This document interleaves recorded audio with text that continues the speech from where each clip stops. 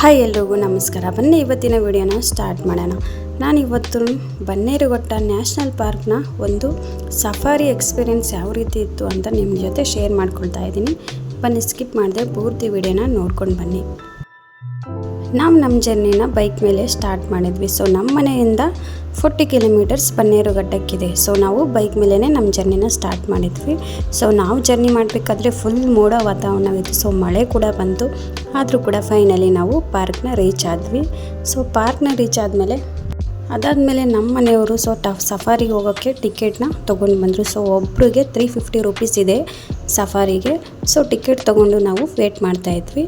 So finally wait ಎಲ್ಲ ಮಾಡಿದ್ಮೇಲೆ so ಈ ಸಫಾರಿಗೆ ಎಲ್ಲ ಬಸ್ ಇರುತ್ತಲ್ವ. ಸೊ ಇಲ್ಲೆಲ್ಲ ಇದೆ ನೋಡಿ, ಈ ಥರ ಬಸ್ಸಲ್ಲೇ ನಮ್ಮನ್ನು ಕರ್ಕೊಂಡು ಹೋಗೋದು.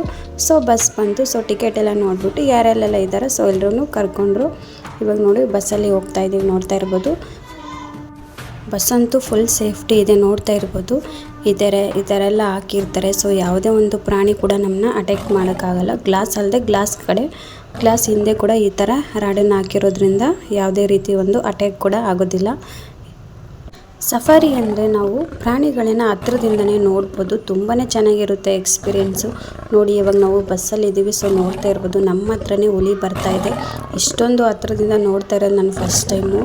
ತುಂಬಾ ಸೌಂಡ್ ಮಾಡ್ತಾಯಿತ್ತು. ಜಸ್ಟ್ ವಿಂಡೋ ಪಕ್ಕದಲ್ಲೇ ಇದ್ದೀವಿ. ವಾವ್, ಸೂಪರ್ ಆಗಿತ್ತು ಎಕ್ಸ್ಪೀರಿಯೆನ್ಸ್ ಅಂತೂ. ಸೊ ನಮ್ಮ ರಾಷ್ಟ್ರೀಯ ಪ್ರಾಣಿ ಹುಲಿಯನ್ನು ಇಷ್ಟು ಹತ್ರದಿಂದ ನೋಡ್ತಾ ಇರೋದು ತುಂಬಾ ಖುಷಿ. ಬಸ್ ಅಂತೂ ತುಂಬಾ ಸೇಫ್ಟಿಯಿಂದ ಪ್ರಿಪೇರ್ ಮಾಡಿರ್ತಾರೆ. ಸೊ ಯಾವುದೇ ಪ್ರಾಬ್ಲಮ್ ಕೂಡ ಆಗೋದಿಲ್ಲ. ನಮ್ಮ ಹತ್ತಿರದಿಂದನೇ ಇತ್ತು. ಸೊ ತುಂಬ ಭಯ ಕೂಡ ಆಯಿತು. ಇಲ್ಲಿ ಇನ್ನೊಂದು ಸ್ಪೆಷಲ್ ಏನಂದರೆ ಎಲ್ಲ ಪ್ರಾಣಿಗಳು ಕೂಡ ಒಂದೇ ಹತ್ರ ಇರೋದಿಲ್ಲ. ಒಂದೊಂದು ಪ್ರಾಣಿಗೂ ಕೂಡ ಒಂದೊಂದು ಝೂ ಅಂದರೆ ಒಂದೊಂದು ಕಾಡಲ್ಲಿ ಒಂದೊಂದು ಏರಿಯಾ ಥರ ಮಾಡಿರ್ತಾರೆ. ಸೊ ಅಲ್ಲಲ್ಲೇ ಗೇಟ್ ಹಾಕಿರ್ತಾರೆ. ಆ ಗೇಟಿಂದ ಯಾವ ಪ್ರಾಣಿ ಕೂಡ ಆಚೆ ಬರೋಕ್ಕಾಗಲ್ಲ. ಸೊ ಇವಾಗ ನೋಡಿ ಲಯನ್ನ ತೋರಿಸ್ತಾ ಇದ್ದೀನಿ ನೋಡಿ. ಇದು ಅಂತೂ ಎಷ್ಟೊಂದು ಲಯನ್ ಇತ್ತು ನೋಡಿ. ಫುಲ್ ದೊಡ್ಡದಾಗಿರೋ ಲಯನು. ತುಂಬಾ ಚೆನ್ನಾಗಿತ್ತು. ಹತ್ರದಿಂದ ನೋಡಿದ್ರಂತೂ ಇನ್ನೂ ಸೂಪರಾಗಿತ್ತು. ಎಲ್ಲ ಪ್ರಾಣಿಗಳು ಕೂಡ ತುಂಬಾ ಚೆನ್ನಾಗಿತ್ತು. ಇವಾಗ ನೋಡ್ತಾ ಇರ್ಬೋದು ಆನೆಗಳು ನೋಡಿ ಎಷ್ಟು ದೊಡ್ಡದಾಗಿದೆ. ಜಸ್ಟ್ 1 ಮಂತ್ ಇವಾಗ ತಾನೇ ಹುಟ್ಟಿರೋ ಒಂದು ಆನೆ ಕೂಡ ಇತ್ತು. ಸೂಪರಾಗಿತ್ತು. ಆ ಕಡೆ ನದಿ, ಈ ಕಡೆ ಆನೆ. ಸೂಪರಾಗಿತ್ತು. ವ್ಯೂ ಅಂತೂ ಸೂಪರಾಗಿತ್ತು ಅಂತಲೇ ಹೇಳ್ಬೋದು. ಆನೆಗಳು ಕೂಡ ತುಂಬಾ ಸೌಂಡ್ ಮಾಡ್ತಾಯಿತ್ತು. ಹಾಗೆ ಮುಂದೆ ಹೋಗ್ತಾ ಇದ್ವಿ. ಇಲ್ಲಿ ಎಲ್ಲ ಪ್ರಾಣಿಗಳಿಗೂ ಕೂಡ ಒಂದೊಂದು ಝೂ ಇರೋದ್ರಿಂದ ಯಾವುದೇ ಪ್ರಾಣಿಗಳಿಗೂ ಕೂಡ ತೊಂದರೆ ಆಗೋದಿಲ್ಲ. ಯಾಕಂದರೆ ಇವಾಗ ಜಿಂಕೆಗಳಿಗೆ ಒಂದು ಝೂ ಇರುತ್ತೆ, ಆನೆಗಳಿಗೆ ಒಂದು ಝೂ ಇರುತ್ತೆ. ಸೊ ಇನ್ನೊಂದು ಪ್ರಾಣಿನ ಅಟ್ಯಾಕ್ ಮಾಡೋಕ್ಕೂ ಕೂಡ ಆಗಲ್ಲ. ಅದು ಕೂಡ ಅವ್ರಿಗೂ ಕೂಡ ತುಂಬಾ ಸೇಫ್ಟಿ ಅಂತ ಹೇಳ್ಬೋದು. ಸೊ ಇವಾಗ ಮುಂದೆ ಹಾಗೆ ಹೋಗ್ತಾ ಇದ್ದೀವಿ ನೋಡಿ. ಎಲ್ಲ ಪ್ರಾಣಿಗಳನ್ನು ಕೂಡ ಇದೇ ಥರ ಬಸ್ ಸ್ಟಾಪ್ ಮಾಡಿಬಿಟ್ಟು ನಮಗೆ ತೋರಿಸ್ತಾರೆ. ಇವಾಗ ನೆಕ್ಸ್ಟ್ ಯಾವ್ದು ಬರುತ್ತೆ ಅಂತ ನೋಡ್ಕೊಳ್ಳೋಣ ಬನ್ನಿ. ಬಸ್ ಅಂತೂ ತುಂಬಾ ಸೇಫ್ಟಿ ಇದೆ. ಅವಾಗೇ ಹೇಳಿದೆ ಅಲ್ವಾ. ಸೊ ಯಾವುದೇ ಕೂಡ ಪ್ರಾಬ್ಲಮ್ ಆಗೋದಿಲ್ಲ. ನೋಡಿ ತುಂಬಾ ಚೆನ್ನಾಗಿತ್ತು. ನೇಚರ್ ಕೂಡ ಒಂದು ಸರಿ ಆದರೂ ಈ ಸಫಾರಿ ರೈಡ್ನ ಮಾಡಲೇಬೇಕು. ತುಂಬ ಚೆನ್ನಾಗಿರುತ್ತೆ ವ್ಯೂ ಅಂತೂ. ಇವಾಗ ನೋಡಿ ಕರಡಿ ಝೋನ್ ಬಂತು. ನೋಡಿ ಕರಡಿ ನೋಡಿ ಮಲ್ಕೊಂಡಿದೆ. ಸೊ ಮುಖ ಕಾಣಿಸ್ತಾ ಇಲ್ಲ, ಬಟ್ ಮಲ್ಕೊಂಡಿದೆ. ಹತ್ರದಿಂದನೇ ನೋಡ್ತಾ ಇದ್ದೀವಿ ನೋಡಿ ಯಾವ ಥರ ಇದೆ ಅಂತ. ಸೊ ಕರಡಿ ಝೋನ್ ಮುಗಿತು. ನೆಕ್ಸ್ಟು ಇವಾಗ ಜಿಂಕೆ ಝೋನ್ ಬರುತ್ತೆ ನೋಡಿ. ಜಿಂಕೆಗಳು ನೋಡಿ ಎಷ್ಟೊಂದು ಜಿಂಕೆಗಳಿದೆ ಅಂದರೆ ಸೂಪರಾಗಿತ್ತು. ಏನಿಲ್ಲ ಒಂದು 20 to 25 ಜಿಂಕೆ ಒಂದೇ ಹತ್ರ ಇತ್ತು. ಇವಾಗ ನೋಡಿ ನೀರಾನೆ. ಸೊ ನೀರಲ್ಲಿ ನೋಡಿ ಯಾವ ಥರ ಮಲ್ಕೊಂಡಿದೆ ಅಂತ ಹೇಳ್ಬಿಟ್ಟು. ಸೊ ಅದು ಚೆನ್ನಾಗಿ ನಿದ್ದೆ ಮಾಡ್ತಾಯಿತ್ತು ನೀರಾನೆ.